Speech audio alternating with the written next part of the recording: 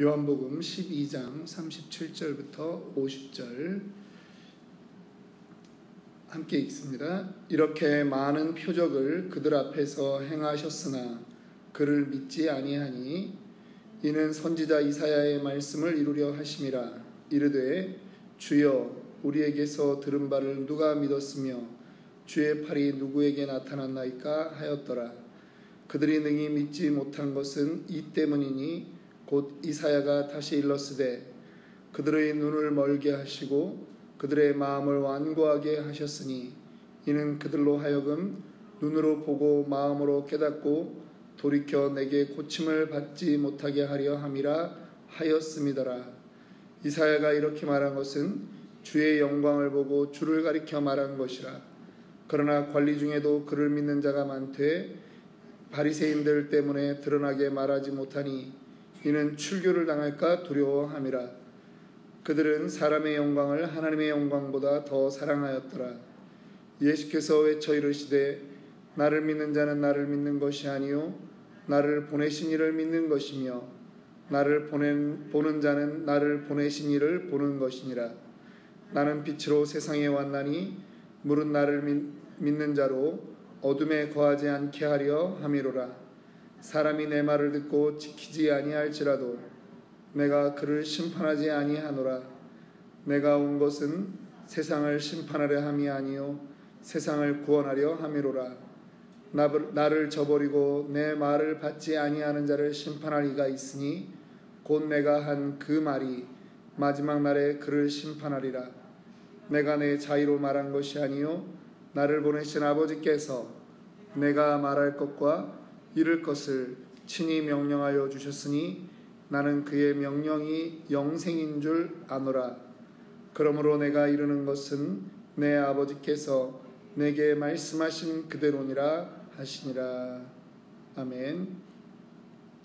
오늘 요한복음 30번째 시간입니다. 어떤 영광을 구하십니까? 라고 하는 제목으로 말씀 나눕니다.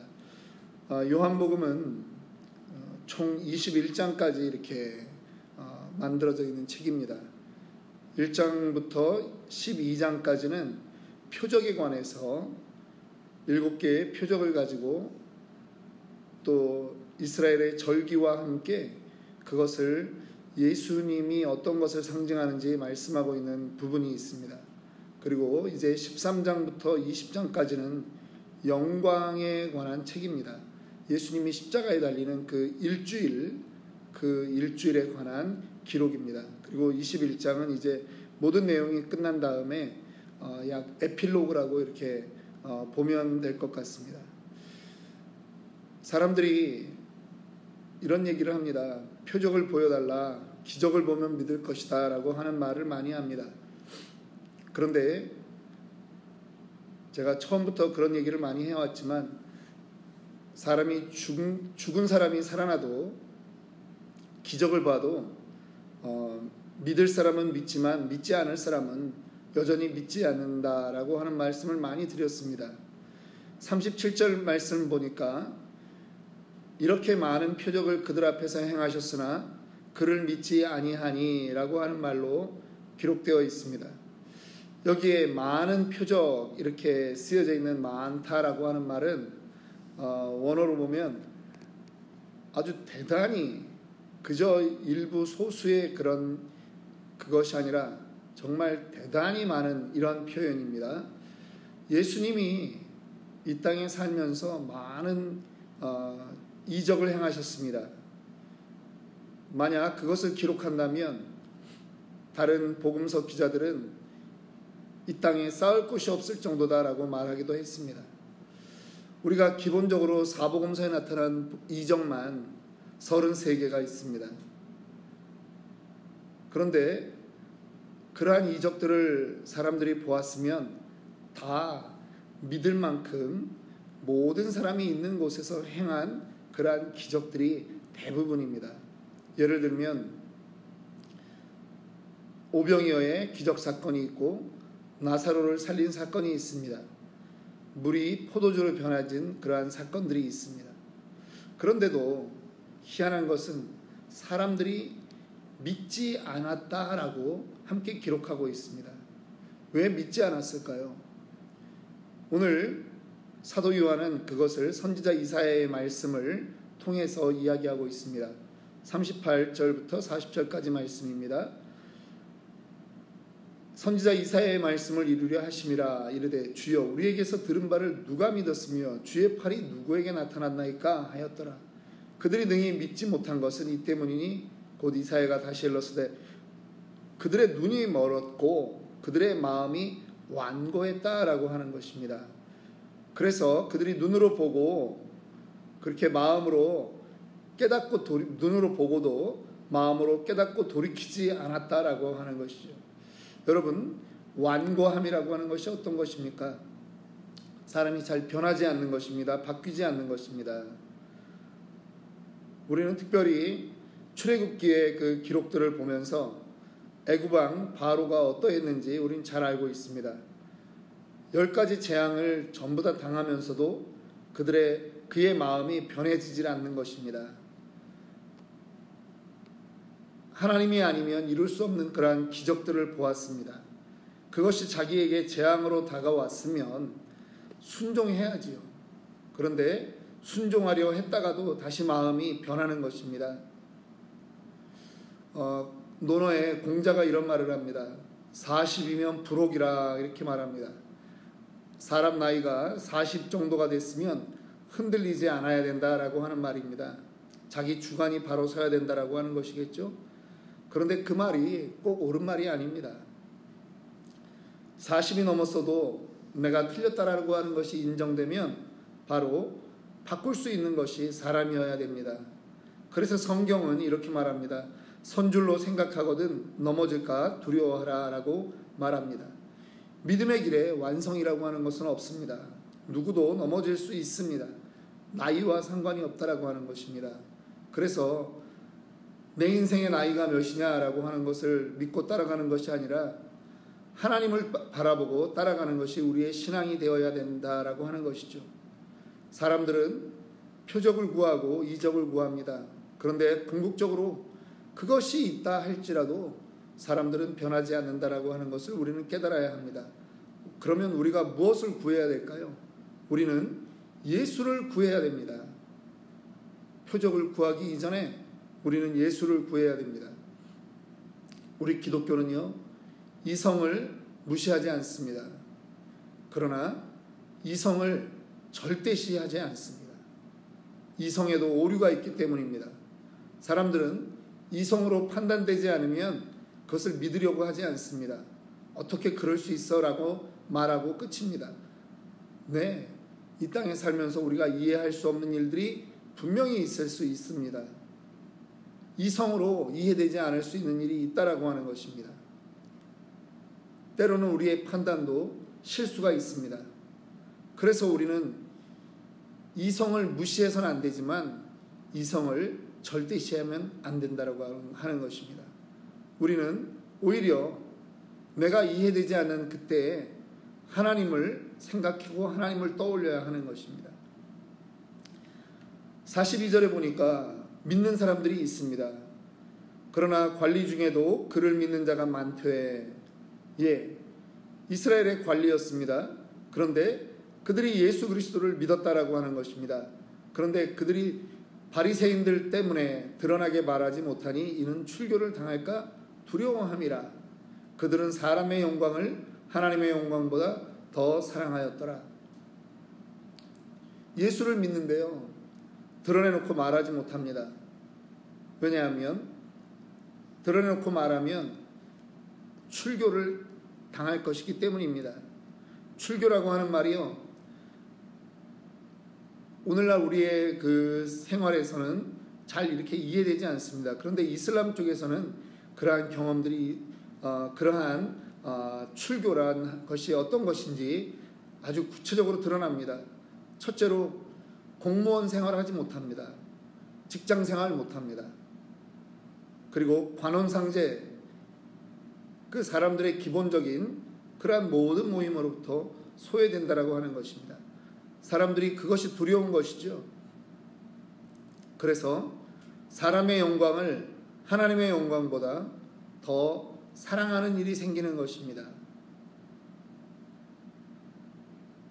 예수님의 제자들 가운데 처음에 이름이 드러나지 않았지만 성경에 이 사람도 나중에 예수의 제자다라고 기록되어 있는 사람이 있습니다. 예를 들면 한밤중에 찾아왔던 니고데모라든가, 또 요한복음 마지막에 나타나는 부자라고 되어 있는 그 아리마대 요셉이라고 하는 사람이 있습니다. 요한복음 19장 38절을 보면 예수님이 돌아가신 다음에 아리마대 사람 요셉은 예수의 제자이나 유대인이 두려워 그것을 숨기더니, 이 사람도 예수님의 제자였습니다. 그런데 유대인들이 무서운 것입니다. 그래서 자기가 예수를 믿는다라고 하는 것을 계속 숨겼습니다. 그런데 그 예수님이 십자가에 달려 돌아가신 것입니다. 그냥 숨기고 계속 살 수 있습니다. 그런데 성경은 이어서 기록하기를 2일 후에 빌라도에게 예수의 시체를 가져가기를 구하매 빌라도가 허락하는지라 이에 가서 예수의 시체를 가져가니라. 이 사람이 예수님이 죽자 결연하게 일어나서 자기가 예수의 제자라고 하는 것을 드러내는 것입니다. 그리고 누구를 찾아갑니까? 총독 빌라도를 찾아갑니다. 그리고 예수의 시체를 달라고 요구합니다. 그리고 예수님의 그 시체를 자기가 죽으면 들어가려고 했던 그 돌무덤에 집어넣는 것입니다. 오늘날 한국 사회에 예수 믿는 사람들이 자기의 신분을 속인다고 합니다. 그래서 이순신 신자가 많다 이렇게 얘기하죠. 내가 크리스찬인 것을 남들이 모르게 하라, 이러한 말입니다. 햄릿 신자도 많답니다. 직장 생활하지만 절대 밥 먹을 때 눈 감고 기도하지 않습니다. 내가 예수 믿는 것을 알리느냐 마느냐, 그것이 문제로다 하는 그런 고민하면서 사는 사람들입니다. 그런데요, 우리는 변화를 갈망해야 됩니다. 과거의 모습대로 살 것이 아니라 아리마대 요셉과 같이 내가 예수의 사람이다, 예수의 제자다라고 하는 것을 우리는 드러내놓고 생활해야 된다라고 하는 것입니다. 예수를 만약에 믿고 싶다면 우리는 믿고 싶습니다라고 하나님께 정직하게 고백하고 은혜 달라고 해야 됩니다. 숨어서 할 것이 아닙니다. 우리가 교회에서 침례를 줍니다. 그런데요, 침례의 원칙이 있습니다. 절대로 목사와 침례받는 사람 단둘이 하지 않습니다. 침례를 주고 세례를 주는 것은 공개적으로 합니다. 왜냐하면 이것은 자랑스러운 것이기 때문입니다. 어떤 사람들은 쑥스럽게 어떻게 사람들이 있는 데서 그 침례탕에 들어가서 온몸이 다 젖어가지고 나오는 그 침례를 하냐고. 아직까지 마음이 예수 안 믿는 것입니다. 예수는 우리를 위해서 십자가에서 벌거벗고 그렇게 못 박혀 죽었는데, 우리가 뭐 옷을 벗고 침례탕에 들어가는 것도 아니고 옷 입고 침례탕에 들어갔다 나오는데 그거를 창피하다라고 말하면 안 되는 것이죠. 침례는 내가 예수의 사람입니다라고 공개적으로 선언하는 것입니다.